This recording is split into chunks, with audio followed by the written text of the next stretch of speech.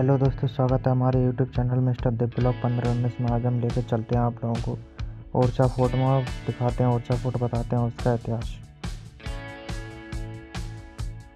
तो अभी हम जिस जगह आए हैं इसको कहा जाता है ओरछा, जो कि राजपूत बुंदेला राजाओं की दूसरी राजधानी थी। पहली राजधानी थी गढ़कुंडार, जो कि ओरछा से लगभग 50 किलोमीटर की दूरी पर है। तो बुंदेला राजाओं का इतिहास लगभग 1000 साल पुराना है। यहाँ के सबसे पहले राजा थे हेमकरण सिंह बुंदेला, जिनको पंचम सिंह बुंदेला नाम से भी जाना जाता है, जो काशी बनारस से चलकर गढ़कुंडार में बस गए थे। कई शताब्दियां बीत गईं और फिर 16वीं शताब्दी की बात है। यहाँ पर घनघोर जंगल हुआ करता था और राजा मलखान सिंह के बेटे रुद्र प्रताप सिंह यहाँ एक दिन शिकार करने के लिए आए। उन्होंने इस जगह को देखा और उनको 3 तरीके से ये जगह काफी पसंद आई। पहला कारण ये था कि यहाँ से बेतवा नदी निकलती थी, तो यहाँ इस्तेमाल के लिए पर्याप्त पानी था। दूसरा कारण था पर्याप्त जानवरों का होना, और क्योंकि यहाँ जंगल था तो राजाओं को शिकार के लिए पर्याप्त जानवर भी मिल जाया करते थे। और तीसरा कारण ये था कि ये जगह पर्वत से घिरी हुई है, तो इसलिए राजा को ये जगह सुरक्षा की दृष्टि से भी काफी अच्छी लगी। और फिर साल 1501 में राजा रुद्र प्रताप सिंह ने यहाँ पर यह किला बनवाना शुरू करवा दिया था। ये इस किले का मुख्य द्वार यानी कि मेन गेट है और यहीं से यह किला शुरू होता है। इस गेट को बोला जाता है कटीला गेट। इसको कटीला गेट इसलिए बोला जाता है क्योंकि इसमें लोहे के कांटे लगे हुए हैं। तो ये उस जमाने में एंटी एलिफेंट गेट हुआ करता था। तो उस समय में जब भी कोई दुश्मन अपने हाथियों को मदिरा पान करवा के ये दरवाजे तोड़वाने की कोशिश किया करते थे, तो ये कांटे उन हाथियों की खाल में घुस जाते थे। दर्द की वजह से की कोशिश नाकामयाब हो जाती थी। तो इन दरवाजों में लगे हुए ये कांटे काफी काम के थे। और एक चीज आप यहाँ पर देखेंगे, यहाँ पर जो मोड़ है वो सुरक्षा की दृष्टि से बनाया गया था, यानी कि अगर कोई भी यहाँ पर अटैक करने की कोशिश करे तो उसकी गति को कम किया जा सके। यहाँ पर आपको 3 रास्ते दिखाई देंगे। ये सामने में जो आप रास्ता देख रहे हैं, इसको इस्तेमाल करके आप अपनी गाड़ी से जहांगीर महल के पिछले गेट तक पहुँच सकते हैं। ये वाला जो रास्ता आप देख रहे हैं, ये राजा महल में जाने के लिए वेलकम गेट हुआ करता था। इसी वेलकम गेट के लेफ्ट साइड यानी कि बाईं ओर में जहांगीर महल के मेन गेट तक पहुंचने का रास्ता बना हुआ है। तो राजा महल के इस वेलकम गेट के अंदर घुसते ही इसके दोनों ही तरफ आपको काफी ऊंचे चबूतरे यानी कि प्लेटफॉर्म दिखाई देंगे। तो जब कभी भी राजा के मेहमान यहाँ पर आते थे तो उनका स्वागत करने के लिए इन चबूतरों से उन पर फूल बरसाए जाते थे। इसी से लगा हुआ है राजा महल, जिसकी नींव राजा रुद्र प्रताप सिंह ने 1531 में रखी थी, जिसके बाद उन्होंने बुंदेलखंड की राजधानी को गढ़कुंडार से ओरछा शिफ्ट किया था। लेकिन दुर्भाग्यवश उसी साल एक गाय को शेर से बचाते हुए वो जख्मी हो गए और उनकी मृत्यु हो गई थी। उनकी मृत्यु के बाद उनके बड़े बेटे भारती चंद ने गद्दी संभाली और उन्होंने 1531 से लेकर 1554 के बीच में इस राजा महल के निर्माण कार्य को आगे बढ़ाया। लेकिन राजा भारती चंद की 1554 में निसंतान मृत्यु हो गई और उनके कोई वंशज नहीं बचे, जिसके बाद उनके छोटे भाई राजा मधुकर शाह ने 1554 से 1592 के बीच में इस महल को पूरा करवाया था। अगर अभी वर्तमान के हिसाब से देखा जाए तो बुंदेलखंड के कुछ हिस्से उत्तर प्रदेश में आते हैं और कुछ हिस्से मध्य प्रदेश में आते हैं। तो भारत की आजादी से पहले तक भी बुंदेलखंड बुंदेला राजपूतों का गढ़ हुआ करता था और इसकी राजधानी हुआ करती थी ओरछा। ओरछा फोर्ट कॉम्प्लेक्स का सबसे पुराना महल है राजा महल, और ये महल 4 भागों में बटा हुआ है। पहला है दीवाने आम, जिसको हम जनता दरबार के नाम से जानते हैं। तो ये भी राजा महल का हिस्सा है और उस जमाने में राजा यहाँ पर कोर्ट यानी कि दरबार लगाते थे। तो इसी जगह से राजा आम जनता की परेशानियों को सुनकर न्याय किया करते थे। ये जो जगह आप देख रहे हैं, यहाँ पर राजा का सिंहासन हुआ करता था और इसी जगह पर बैठकर राजा आम जनता को संबोधित किया करते थे। यहाँ पर राजा के सामने वाली जो जगह आप देख रहे हैं, यहाँ पर उनके मंत्री बैठा करते थे और मंत्रियों के बाद वाली जगह पर आम जनता के बैठने का इंतजाम करवाया जाता था। तो सबके बैठने की जगह निर्धारित। इसके अलावा आपको यहाँ पर दीवारों और छत पर तरह तरह के जानवरों की पेंटिंग भी दिखाई देगी, जैसे कि मोर की, तोते की, हाथी की और अन्य जानवरों की सुंदर पेंटिंग भी आपको यहाँ देखने के लिए मिल जाएगी। उस जमाने में पेंट तो होता नहीं था, तो यहाँ जितनी भी कलाकारी आपको नजर आ रही है वो सारी की सारी फूल, पत्तियों, फलों और सब्जियों द्वारा की गई हैं। इन खूबसूरत फ्रेस्को पेंटिंग्स को यहाँ पर बुंदेली चितेरी कला के नाम से जाना जाता है। इन चित्रों के अलावा आपको यहाँ पर छत पर कांच के सिक्के भी दिखाई देंगे। उस समय में लाइट तो होती नहीं थी, तो ये इसलिए लगाए गए थे कि जब यहाँ मोमबत्तियां जलाई जाएं तो उनके रिफ्लेक्शन से यहाँ पूरे में उजाला हो जाए। ये है राजा महल का उत्तरी द्वार और यहीं से राजा जनता दरबार में आया करते थे। ऊपर वाले कमरे रानियों के लिए हुआ करते थे और इन कमरों में झरोखे बनाए गए थे, जो कि क्योंकि पर्दा प्रथा के अनुसार ऐसे बनाए गए थे जिससे रानियां बाहर तो देख सकती थी, लेकिन बाहर वाला कोई भी शख्स उन्हें नहीं देख सकता था। यहीं बाईं ओर में आप देखेंगे कि शिव मंदिर बना हुआ है। तो राजा अपने महल से निकलकर सबसे पहले शिव जी के दर्शन किया करते थे। उसके बाद यहाँ जनता दरबार में आकर आम लोगों से मीटिंग किया करते थे। उस जमाने में दिशा यंत्र तो होते नहीं थे, तो उस समय में 2 मंदिरों से दिशा मापी जाती थी। पूर्व दिशा का तो पता चल जाता था क्योंकि उस दिशा से सूर्योदय होता है। शिवलिंग की दिशा को यानी कि जिस तरफ से जल डाला जाता है उसको उत्तर दिशा माना जाता था। हनुमान जी की मूर्ति से दक्षिण दिशा का मालूम पड़ता था और जहाँ सूर्यास्त होता था वो होती थी पश्चिम दिशा। यहाँ पर सारा जंगल का इलाका हुआ करता था और राजा लड़ते लड़ते या शिकार करते करते कहाँ निकल जाते थे पता नहीं लगता था। इसीलिए यहाँ जंगलों में छोटे छोटे शिवलिंग और हनुमान जी की मूर्तियाँ लगाई जाती थी, जिससे उनको दिशा का पता लग सके कि अगर कोई भी जंगल में किसी तरफ निकल जाए तो वो उससे भटके नहीं और सही जगह पर पहुँच सके। तो ये है राजा महल का मुख्य प्रवेश द्वार, जो लगभग 500 साल पुराना है और पूर्व दिशा से खुलता है। इसके आगे का हिस्सा 3 मंजिल का है और पीछे का हिस्सा। इसके सामने में उस जमाने में पहरेदार खड़े होते थे और जिन लोगों को अंदर जाने की अनुमति मिलती थी केवल वही लोग। तो इस गेट के अंदर घुसते ही आपको ये दीवार दिखाई देगी जो कि एक पर्दे की तरह काम करती थी। मतलब कि इसको ऐसा बनाया गया था कि गेट के बाहर से महल के अंदर का कुछ भी नजर ना आ सके। कहने का मतलब ये है कि महल में घुसने पर कोई भी सीधा अंदर नहीं देख सकता था और रानियों को अपने चेहरे ढकने का पर्याप्त समय मिल जाता था। बुंदेला महाराजाओं के यहाँ शादियाँ पर्दा प्रथा से होती थी, वैसा बनाया गया था। यहाँ आपको 2 दरवाजे नजर आएंगे। बाईं ओर का दरवाजा अंदर जाने के लिए है, बाहर आने के लिए है। तो अब हम आ गए हैं राजा महल के अंदर और जैसा कि मैंने बताया था इस महल के 4 हिस्से हैं। तो पहला हिस्सा मैंने आपको दिखाया था जो था जनता दरबार या दीवाने आम, और अब ये है दूसरा हिस्सा यानी कि दीवाने खास, जिसको हम मंत्रालय भी बोलते हैं। उस जमाने में राजा अपने मंत्रियों और खास लोगों के साथ बैठकर इसी जगह पर मीटिंग किया करते थे। तो ये दीवाने आम और दीवाने खास आपको अधिकतर किलों में देखने के लिए मिल जाएंगे, क्योंकि पहले के समय में कोर्ट कचहरी तो होती नहीं थी, तो इसी तरह से फैसले किए जाते थे। और इस किले के बाकी हिस्सों की तरह ही आप देखेंगे कि यहाँ पर भी बहुत ही खूबसूरत फ्रेस्को पेंटिंग की गई है। इस दीवाने खास के नीचे एक बेसमेंट भी बनाया गया है जिसको गर्मियों के समय में इस्तेमाल में लाया जाता था। और क्योंकि इस बेसमेंट में वेंटिलेशन का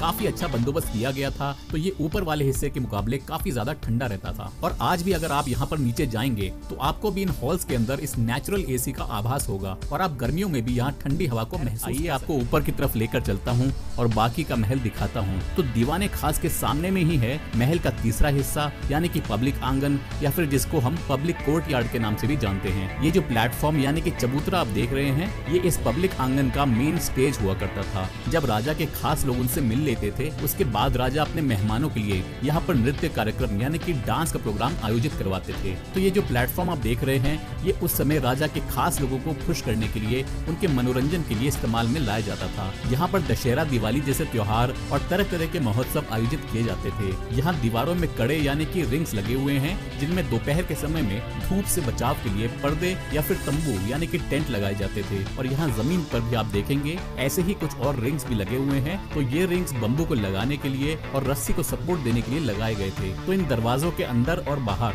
दोनों ही तरफ आपको ये रिंग्स लगे हुए दिख जाएंगे। सामने की तरफ जो आप झरोखे देख रहे हैं वहाँ से रानियां यहाँ होने वाले कार्यक्रमों को देखा करती थी। ऊपर में बाईं और दाईं ओर में जो बुर्ज आप देख रहे हैं वहाँ सैनिक खड़े रहते थे। तो यहाँ पर चारों ओर से एक तरह की चौकी सी बनी रहती थी जिससे कि महल के अंदर कोई परिंदा भी पड़ न मार पाए। ये जो नीचे में छोटा सा टैंक आप देख रहे हैं इसमें पानी के साथ गुलाब जल और फूल वगैरह मिलाकर रखा जाता था। और ये होल जो आप देख रहे हैं ये ड्रेनेज के लिए होता था। तो राजा महाराजा या उनके खास लोग जब अपने हाथ पैर और मुंह यहाँ पर धोते थे तो गंदा पानी इन ड्रेनेज होल से बाहर निकल जाता था। और ये जगह जो आप देख रहे हैं इस जगह को कपड़े धोने के लिए इस्तेमाल में लाया जाता था। यहाँ आप देखेंगे कि पानी की निकासी यानी कि ड्रेनेज के लिए नाली भी बनी हुई है जिससे सारा गंदा पानी किले के बाहर निकल जाया करता था। ये जो आर्चनुमा डिजाइन वाले 3 गेट आप देख रहे हैं ये हिंदू धर्म के अनुसार बने हुए हैं। ये शैली ब्रह्मा विष्णु महेश से मिलती जुलती है। तो जैसे कि त्रिमूर्ति होती है वैसे ही अधिकांश हिंदू महलों में आपको इस प्रकार के 3 गेट देखने के लिए मिलेंगे। ये है 12 दरी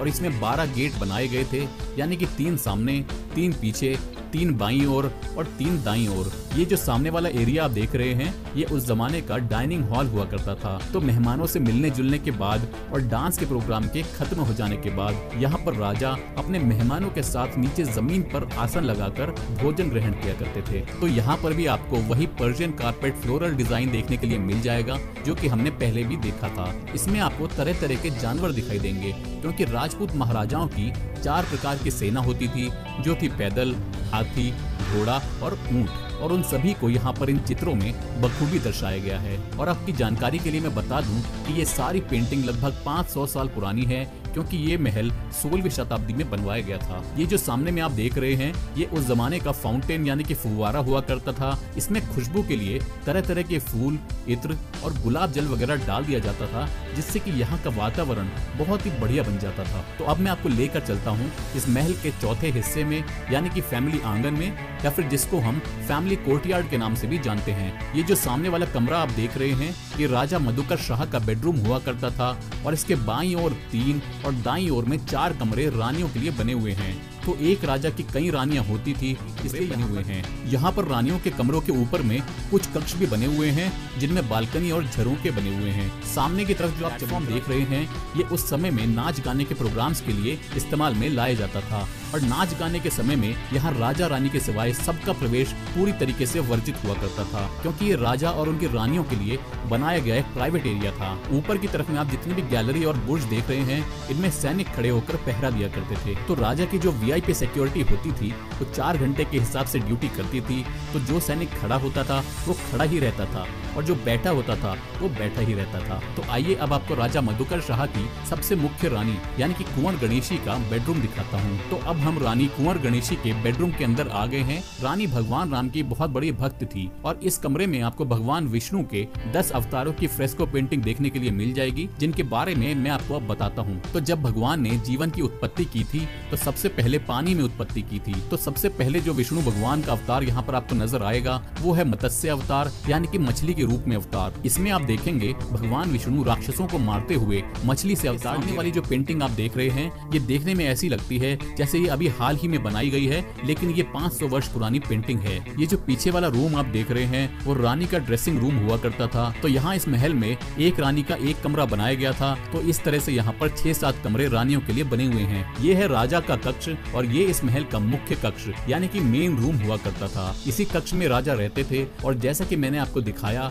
इसके बाईं और दाईं ओर की तरफ में रानियों के कक्ष बनाए गए थे। और क्योंकि उस जमाने में एक राजा की कई पत्नियां होती थी, इसलिए रानियों के कक्ष भी इसी के आसपास बने हुए हैं। यहाँ बाहर वाले कमरे की छत पर आपको खूबसूरत डायमंड कट डिजाइन देखने के लिए मिल जाएगा, और अंदर वाले यानी कि मेन बेडरूम में आपको रानी के कक्ष की तरह ही विष्णु भगवान के 10 अवतारों की पेंटिंग्स दिखाई दे जाएगी। यहाँ पर आप देखेंगे एक हाथी बना हुआ है। इस पेंटिंग को अगर आप ध्यान से देखेंगे, इसमें महिलाओं के माध्यम से हाथी के दांत बना दिए गए हैं, पैरों से हाथी के सूंड बना दी गई है, और बालों से पूंछ बना दी गई है। इस कमरे में धूप आने के लिए और क्रॉस वेंटिलेशन के लिए जगह जगह पर छोटी छोटी खिड़कियां बनी हुई हैं, जिसकी वजह से इस कमरे के अंदर काफी अच्छे वातावरण का अनुभव हुआ करता था। यहाँ पर ये जो रेलिंग्स आपको नजर आ रही हैं, ये अभी फिलहाल में लगाई गई हैं, जिससे कि कोई भी दीवार के पास ना जा सके और इन पेंटिंग्स को किसी भी तरह का नुकसान ना पहुंचा सके। तो उस जमाने में हीटर या गीजर तो होते नहीं थे, तो यहाँ पर पानी गर्म करने के लिए एक सिस्टम बनाया गया था। यहाँ पर आप देखेंगे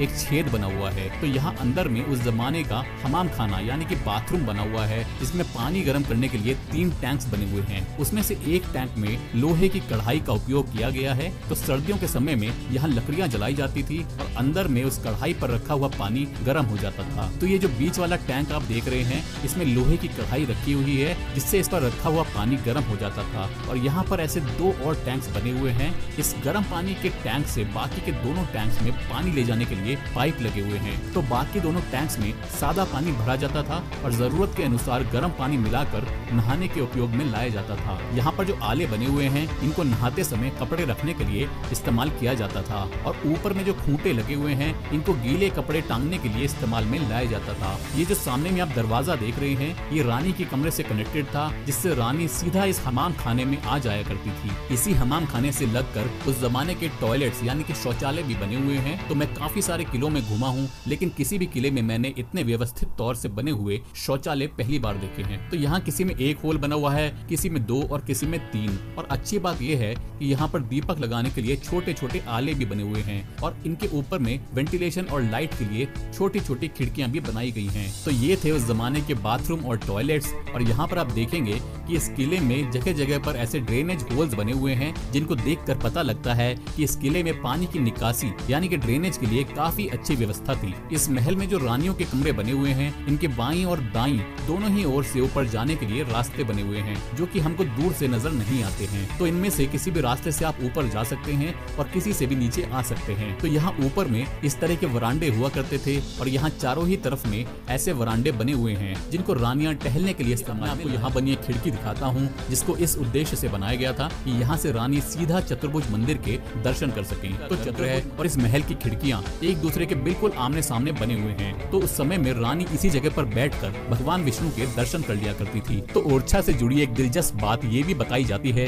कि यहाँ की महारानी की जिद के आगे भगवान राम भी झुक गए थे। और ऐसा क्यों कहा जाता है मैं आपको बताता हूँ। 16वीं शताब्दी में यहाँ गद्दी पर राजा मधुकर शाह बैठे थे जिनकी पत्नी यानी कि उस समय की मुख्य रानी का नाम था कुंवर गणेशी, जिनका कक्ष मैंने आपको अभी थोड़ी देर पहले दिखाया। तो एक दिन राजा और रानी आपस में बातें कर रहे थे तो राजा ने रानी से पूछा कि आप हमारे साथ भगवान कृष्ण के दर्शन करने के लिए वृंदावन चलना चाहेंगी। तो रानी ने कहा कि वो वृंदावन नहीं बल्कि अयोध्या जाकर भगवान राम के दर्शन करना चाहती हैं। तो राजा वृंदावन गए और भगवान कृष्ण के दर्शन करके आए, लेकिन जब रानी अयोध्या गई तब उनको भगवान राम के दर्शन नहीं हो पाए। फिर उन्होंने 1 महीने से भी ज्यादा सरयू नदी के किनारे पूजा पाठ किया, उसके बाद भी भगवान प्रकट नहीं हुए। उसके बाद रानी ने नदी में कूदकर आत्महत्या करने की कोशिश की और ऐसा प्रयास उन्होंने एक बार नहीं बल्कि 3 बार किया, लेकिन फिर भी भगवान प्रकट नहीं हुए। चौथी बार जब उन्होंने नदी में कूदकर अपनी जान देने की कोशिश की तब भगवान राम एक बच्चे के रूप में प्रकट हुए और उन्होंने कहा कि आप हमारी कौशल्या माता जी हैं और मैं आपके साथ अयोध्या से ओरछा चलूंगा, लेकिन ओरछा जाने से पहले मेरी कुछ शर्तें हैं। पहली शर्त ये है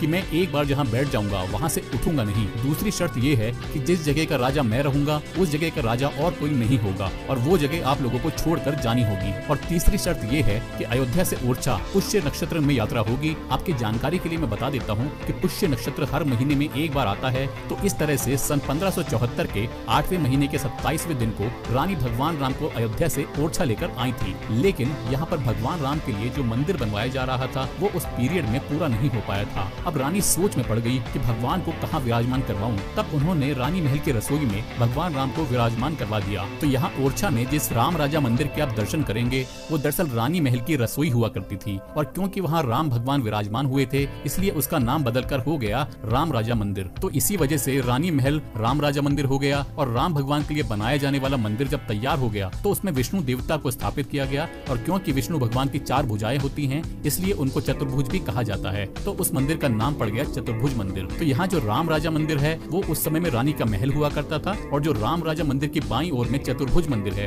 वो उस समय में राम राजा मंदिर के नाम से जाना जाता था। तो ऐसा माना जाता है कि भगवान राम दिन में ओरछा में रहते हैं और शाम में वो अयोध्या चले जाते हैं। इसीलिए यहाँ पर ऐसा कहा जाता है कि राम राजा सरकार के 2 निवास हैं खास, दिवस ओरछा रहत है रैन अयोध्या वास। इसका मतलब ये होता है कि भगवान राम के 2 खास निवास हैं। दिन के समय में वो ओरछा रहते हैं और रात में वो अयोध्या चले जाते हैं। तो ये था ओरछा का किला और इससे जुड़े कुछ सोच। आपको मेरा ये ओरछा फोर्ट का वीडियो पसंद आया होगा। अगर आपको ये वीडियो अच्छा लगा तो इसको लाइक और शेयर करना मत भूलिएगा और अगर आप मेरे चैनल पर नए हैं तो इसको सब्सक्राइब जरूर कर लीजिएगा। आपका बहुत बहुत धन्यवाद। आपका दिन